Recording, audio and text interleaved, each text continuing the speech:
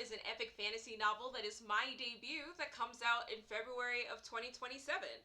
Since this is my first video here on AuthorTube and I'm really excited to share it with you, I thought I'd kind of start with a list of things that I learned from kind of the original concept that I got in the pandemic all the way till now when I'm in the final editing stages. Everybody clap for me, please. This is less of an advice video and more of just an anecdotal, hey, this is what I learned. A lot of things in this list are things that I personally didn't see other people talking about. Not to say that no one was talking about, I just didn't see it.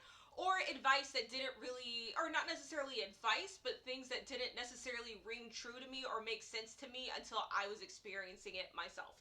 So hopefully you watch this video, and if you haven't reached that point in the writing journey, it helps you, or if you did already experience it, it's like a cathartic thing to hear and say, oh, somebody else did experience and learn that. So I'm really excited to share that with y'all today.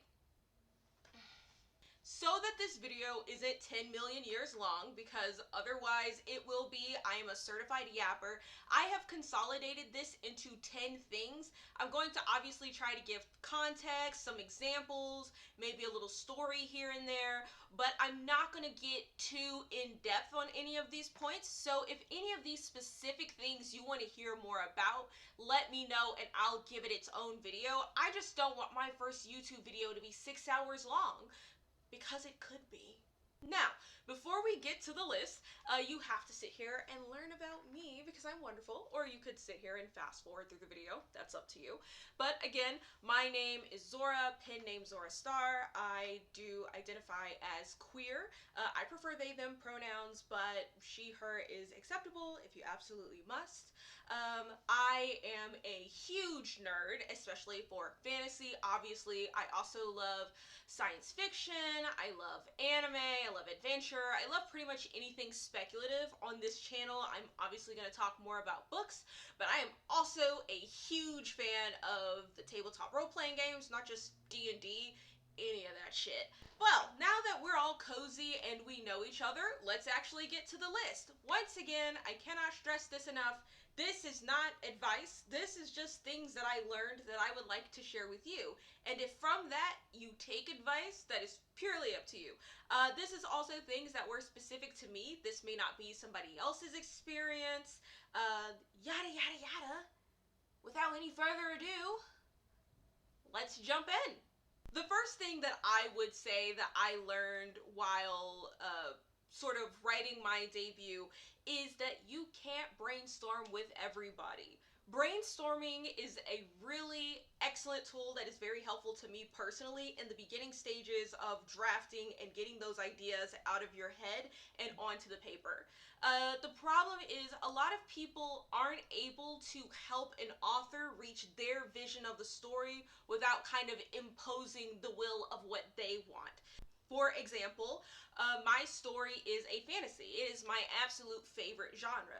One of the first people that I bounced the story off of was also a fan of fantasy, but was way more into very classic, stereotypical Tolkien, classical D&D, and I don't have a problem with any of that. A lot of that did influence the book, but the advice that that person was giving, or the ideas that that person was giving, was sort of turning my story into that, when that's not necessarily the kind of story that I was seeking to tell. And it got to the point where when you're in brainstorming mode, you are kind of like a sponge. So you're absorbing like, oh yeah, that would be cool, that would be cool, that would be great, that would be great. And what happens is, when you start absorbing all of these ideas that aren't necessarily what you would be into, but are what the person you're brainstorming with will be into, when you finally sit down to type, it's going to come out. Because as you're writing the story, you're going to keep getting stuck because those are not your ideas and that's not what you're passionate about. So that happened to me, is it was just a slog to get through the draft, just the first draft, and that's something that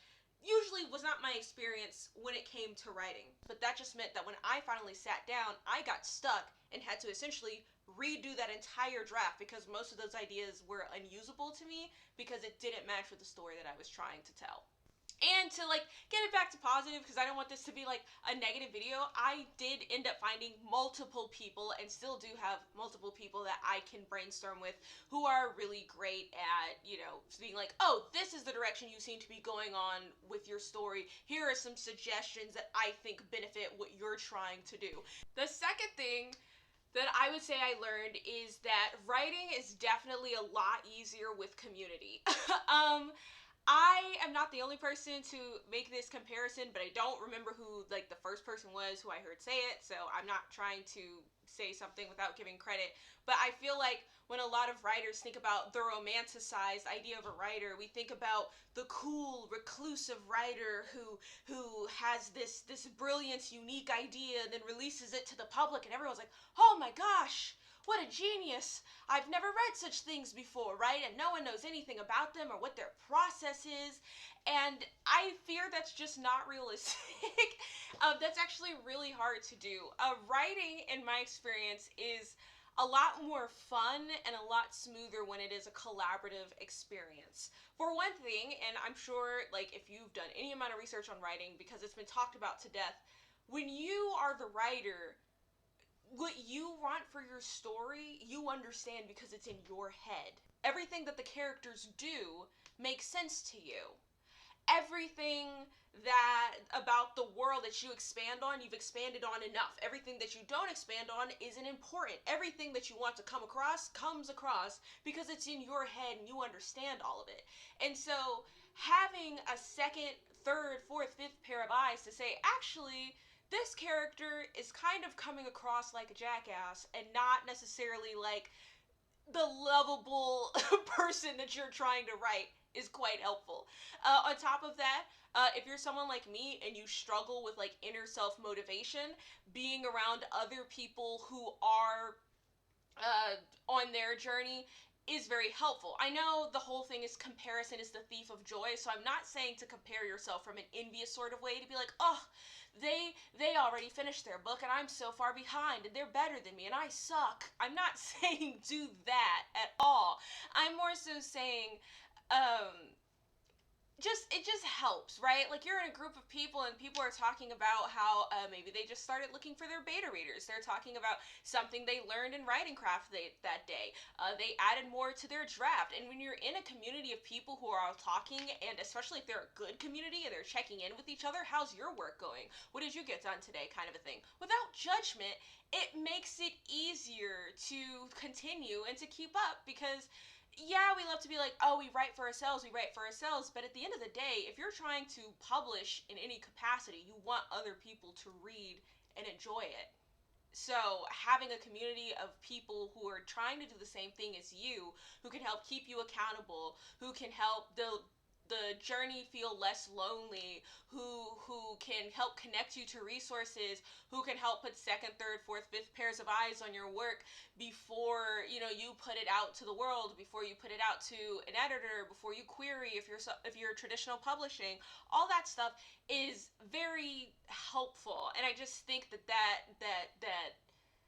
image of, oh, I'm gonna be this cool reclusive writer who doesn't talk to anyone and has this secretive process, I don't think it's sustainable. I'm sure somebody will bring up some modern writer who is just like that, but I think across the board, at least for me, writing became so much easier and so much more fun and so much easier to understand once I was involved with the community. So number 3, other writers stealing your idea is not that huge of a concern. And I know, because I know when you start talking about writing communities and you start talking about like beta readers and you start talking about critique partners and all this other stuff, so many people are like, hey, so how do you avoid people stealing your ideas? What if somebody steals my idea? I don't want to share my works or my ideas with people, because what if somebody steals my ideas?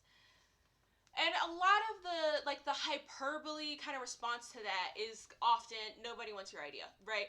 Which I understand for people like me who do take a lot of things very literally. It's like, well, that's not true, because we see people steal people's ideas. Like, that does happen. So here's what they mean. Once you get involved with the writing community, you'll see how many writers there are, and how as invested and obsessed as you are with your own story, most writers are Most writers are that invested and obsessed with their own stories. They are too busy, stressed out about if their world makes sense, if their magic system makes sense, if the research they did for their science fiction pairs up with the world building that they did for their science fiction world, if their prose makes sense, if they have time between picking their kids up from school and having to prep dinner. Like, they are so focused on their book and getting this out into the world and perfecting their story. They're not trying to also take your story and have to worry about doing that with your story as well. Right? Like, for the most part, most of the writers that you interact with just want to perfect their own stories. That is anecdotal. I don't have data on this, but I'm telling you, most of my interactions have come from, most writers are too concerned with their own stories to worry about stealing someone else's story, especially when you think about how early in the stages we are. Often when we're in these writing communities, if they steal your work, they still have to go through all the stages you're about to go through. That's a lot of work. This isn't to say that you can't be protective of your idea, but like, nobody is going to tell your story the way you are going to tell it. So even if somebody were to take your idea, they're not going to tell it the way you are unless they're literally stealing your manuscript, which unfortunately can happen at pretty much any stage, and there are ways to deal with that. But again, most writers are so concerned with their own works and about all the work that they have to put into getting that to the point where they want it to be, that they are not concerned with stealing your idea and having to put all of that work and effort into your idea when they could just be doing that with their own works. Number 4, to move on to the actual writing process, consistency is so much better than bulk. Because I think there is a lot of this all or nothing mentality and advice that's like, if I can't write 1,000 words a day, if I can't write 2,000 words a day, if I can't write 3,000 words a day, if I can't write 12,000 words a week, right, then there's no point in me writing today, right? And or like, oh, I don't have time to write today, I'll just write 8,000 words tomorrow. And I think that was really detrimental to me, because it just keeps being this all or nothing mentality, and it's like, yeah, okay, cool, I wrote 6,000 words today, but then I didn't write anything for 2 more weeks after that. And I would say I finished my first draft in less than 2 months, and it was 90 to 100,000 words, and there were so many days where I wrote 20 words in the morning because I was like, shit, right? And then I wrote 500 words on my lunch break, and then I got home and I wrote 1,000 words. Or I really hope the mic is not picking up this rain and wind. If it is, I'm so sorry. My point is, there were so many times where I just had to type a little bit, right? Sometimes where I just could only get a paragraph out, and sometimes it was like throughout the day I do a few sentences. Sometimes I did have the days where I wrote 4,000 words, 6,000 words. But to me, where I saw most of my progress was just consistently getting out small bits. I think without those consistently getting out small bits, without those paragraphs here and there, without those, let me just do 100 words today, I would not have finished my manuscript as quickly, if at all. Number 5, the 5th thing that I learned is definitely that your writing process will take longer than you think. If you're anything like me, you will map out the perfect timeline of, oh, it takes me this long to write this much, so it'll take me this long to do this, and you'll make allowances for something to happen, but something will still happen. You will get sick. You will not feel well. An emergency will come up. Something will happen that will delay things. But even more on that, you have to understand there are parts of the writing process that are collaborative, right? So in the beginning, when you're just drafting, you are wholly dependent on mainly your own life and your own schedule and your own priorities, right? But when you start getting to critique partners, alpha readers / beta readers, any other part of the, especially unpaid, right? Like, these are volunteer services or like swap services. You are dependent on other people's schedules, on other people's life issues, on other people's priorities, and they are not going to be working on the timeline that you set in your head, even if you give them one. Now, that's not to say that they shouldn't have some respect for your time. That's not to say that you can't check in and you guys can't have some kind of agreement on when you would like to see things turned in. But that is also to say, be patient. Don't be like me. I don't think I was ever really bad with it, but there were definitely times where I probably bugged people a little bit too much, because when you, that transition from I'm drafting out, and so I'm going fast, fast, fast, fast, fast. And now I've gotten to the point where I have to wait for other people who, have different things going on in their lives, who might move a little bit slower than me, who, again, have different priorities, who have different things pop up. It is very important that you find other things to do and occupy yourself with, because it will start to feel like you're going crazy. But again, that's to say, there are things that will happen both on the professional and the just, I don't want to say unprofessional, but on the professional and the community level, especially once it's out of just your hands, that will take longer than you think. So be prepared to be patient with that. Number 6. Another thing that I really wasn't expecting was how much the packaging of my core idea was going to change. Like, I knew from the concept of the idea to the first draft to the multiple drafts to the final product was going to be a bit different. I was not prepared on how different the overall story around the concept was. So my story is called The False Hero, and the concept of it was always a woman falsely wearing the mantle of Chosen One.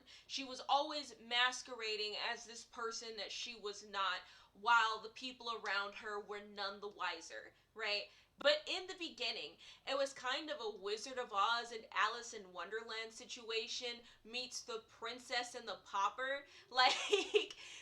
It was this woman who is from the real world, who is normal and ordinary, who stumbles into this fantasy world, and she meets the doppelganger version of herself, who is that world's chosen one. But that version of herself is being the chosen one is awful. It's terrifying. It's scary. And she meets this real world version of herself and is like, let's switch. Of course, without disclosing how bad being the chosen one actually is. And they switch. Meanwhile, there is no more portal fantasy. There's no more portal fantasy aspects in the current version. It completely takes place on a world that is different from our own, and it is about a protagonist who is an outcast. She is considered an abomination. She is considered cursed, and she watches her people wait around for the chosen one to come fix all of their problems.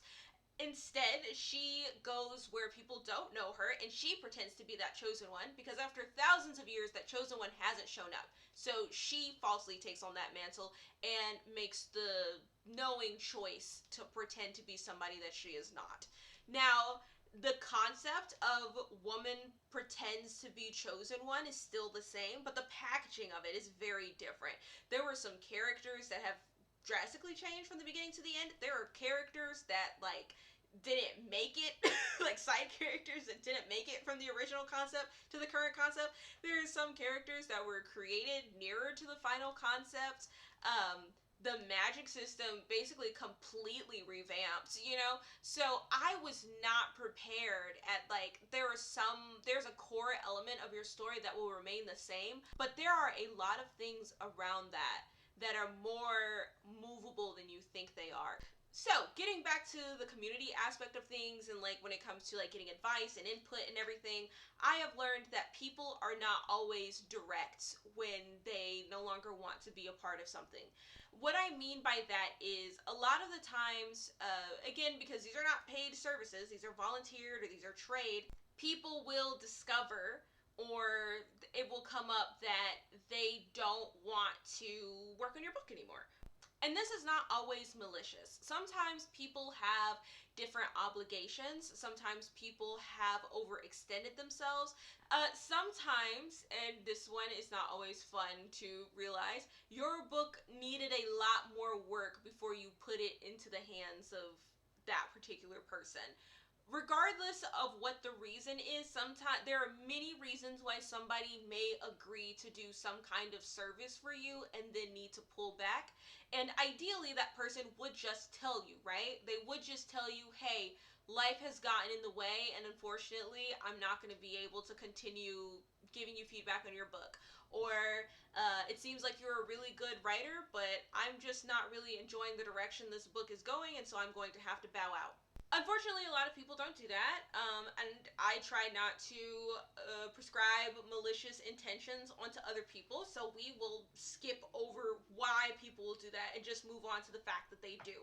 So, if I know I said this isn't an advice video, but I just do have to put this in. Like, take silence, flakiness, and inconsistency as you need to move on and find somebody else, whether that's because of a lack of interest or a lack of ability, because a lot of the times you may, even if you're well intentioned, constantly reaching out and being like, hey, just checking in, are you still interested, it's just putting more stress on the other person and setting yourself up to be consistently disappointed. This is actually my favorite point. It is okay to be sensitive to criticism, and it is all about how you handle it. There has been this pervasive myth that has been going on for as long as I can remember that if you are sensitive, you need to develop a thick skin, and if you're going to be sensitive to criticism, you have no place being a writer. I do think we as a society place too much negativity on the idea of being sensitive, and that feels like a video for a different kind of channel, right? But even moving on from that, I know that authors, any kind of artist, put so much work and effort into their craft, right? It takes us, a lot of us, years to write a story, and like the edits, the starting over, the imposter syndrome, the constant comparisons, the stress, the worry, to do all of that constantly and then finally get to a point where you're like, okay, I want to show this to people, and then hear that, oh, that really good idea I had isn't necessarily working, or oh, my magic system actually isn't as, plot hole free as I thought, or that character that I thought was really serving the plot actually isn't coming across to readers as well. Those are all things that I think is fair to be like, oh, that actually hurts my feelings a bit. I think all of that is perfectly fine and okay, and I don't like the idea that, like, oh, if you don't have the toughest skin and if you're gonna get your feelings hurt by criticism, then you shouldn't do it. I don't think that's true. But I just learned there are different ways that you have to cope with it. There are different ways that you have to regulate yourself, and there are just different ways that you have to talk and continue to seek feedback. You can even ask for, there's a way you have to go about it, but you can even try and get like reassurance in some ways, right? But it is okay to be sensitive to criticism. It doesn't mean that you're less of a writer. It doesn't mean that you're not able to take criticism, and it doesn't mean that you're not going to be able to improve your craft. It just means that some things are going to hurt your feelings, and you're going to have to decide if you love writing enough to sign up to a life of dealing with those hurt feelings. And I do. And you might. And so, yeah, that is one thing I learned, is that I don't think I'm ever going to get to a point where I'm not sensitive about criticism to my work, but that doesn't mean that I don't deserve to put my work out there. It just means that I need to develop certain skills in how to regulate how I handle that sensitivity. Number 9, overall, people are more supportive than you think. I know that this probably is in opposition to what a lot of people say, and I don't want to, I know that's coming from a lot of people's experiences, so I don't want to kind of like talk down on other people's life experiences, but I do think like a lot of people have talked about how like, oh, this industry is full of gatekeepers, and the traditionally published authors don't want you to like get any book deals because then they have to compete with you, and the indie authors don't want to share their resources because they don't want competitors, and nobody, I've not experienced that whatsoever. I simply have not. I have not. Like, and I'm not to say, that's not to say there are no gatekeepers and there are not people who want to share, but I'm saying the plethora of people that do want to share things, that have connected me to resources that I never would have known about had no one reached out to me about them. I like, even people who are not writers, I have had, and I'm not telling you to seek this because I was not going around asking for this, okay? These are volunteer things, but I've had people offer me free services for my book. Somebody composed the theme for one of my characters and gave it to me for free, and that is a person who typically charges for that kind of thing, and I got that. I did not have to pay for it.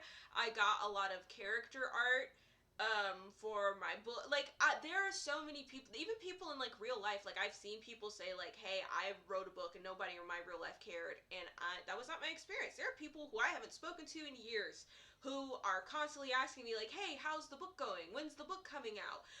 Who are subscribed to my newsletter, who are, you know, keeping up with it. I have had so much support and so much excitement.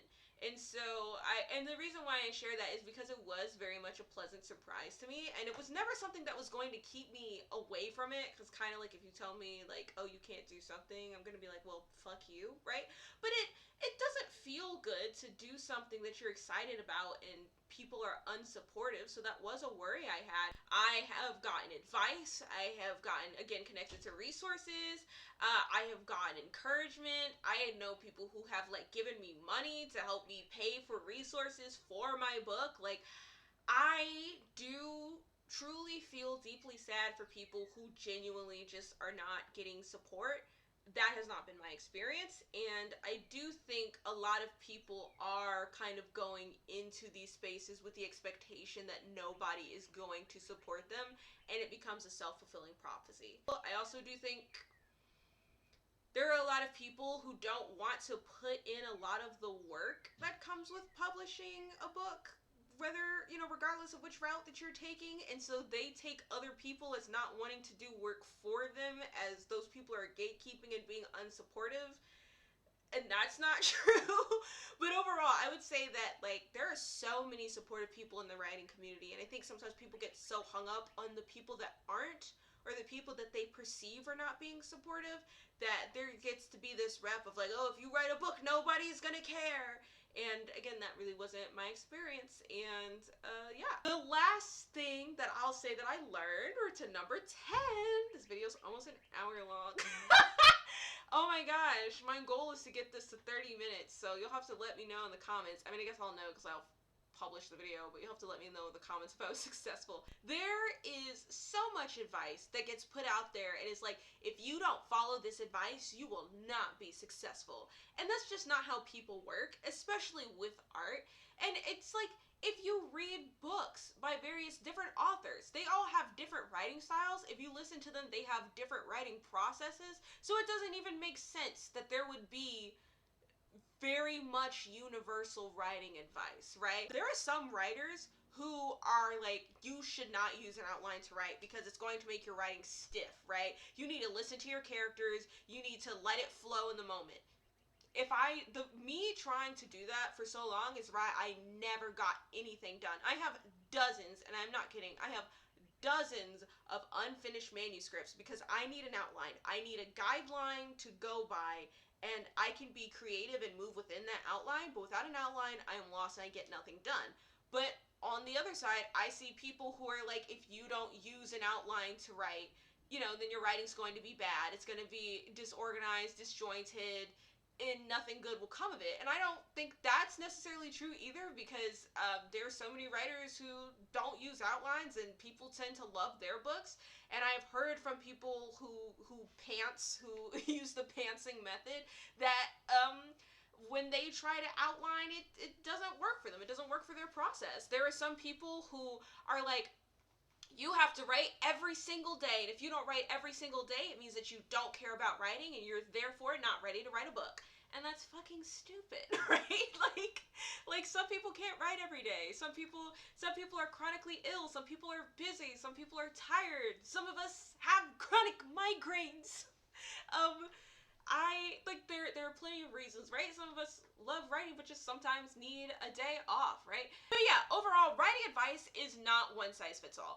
There are so many times I got stuck in my writing journey because there was some kind of writing advice that was presented as, this is how you have to write, and I would get stuck because I would be struggling with that piece of writing advice that did not work for me. And I had to understand and accept that, like, writing advice is very specific to the individual. That's also why when some people talk about how there's so much conflicting writing advice, it's because, again, writing is deeply personal, and there are some things that work for some people that don't work for others, and I think you will confuse and stress yourself out and even harm your own work if you go into looking at writing advice like, oh, all of this, there is a correct answer for all of this. Whereas I would say that there are very few things in writing that are universal.